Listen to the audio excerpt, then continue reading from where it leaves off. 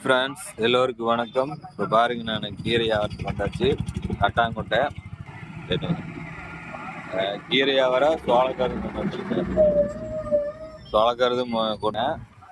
அப்புறம் இன்னொன்று என்னன்னா, நான் அதிகமாக வண்டி ஓட்டிகிட்டு இருக்கிறேங்க. காலையில் அப்புறம் பார்த்தீங்கன்னா சாயந்தரம் எல்லாமே வண்டி அதிகமாக ஓட்டிகிட்டு இருக்கேன். அதனால எனக்கு வந்து பார்த்தீங்கன்னா பேக்கு, அதாவது முதுகு வலிக்குங்க, இடுப்பு வலிக்குங்க, கை காலெல்லாம் வலிக்கு வண்டி ஓட்டிகிட்டே இருக்கிறதுக்கு.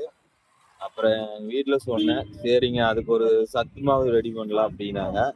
என்னன்னு பார்த்தீங்கன்னா, இந்த அதாவது உளுந்து இருக்கு இல்லைங்க, கருப்பு உளுந்து, வெள்ளை உளுந்து இல்லை கருப்பு உளுந்து, அதுவுமே அப்புறம் இந்த பாதாம்,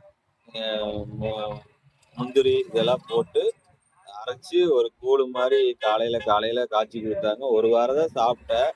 ஒரு வாரம் சாப்பிட்டதுக்கே அவ்வளோ சூப்பரா இருக்குது. உடம்பு நல்லா இருக்கு, சுறுசுறுப்பா இருக்கு. சோளக்கருது மூட்டையெல்லாம் பார்த்தீங்கன்னா 2 பேர் சேர்ந்து தான் தூக்கணும். ஆனா நான் ஒருத்தனே வண்டியில தூக்கி எடுத்து வச்சுட்டு வந்தேங்க. அதுதாங்க ஆச்சரியமா இருக்கு.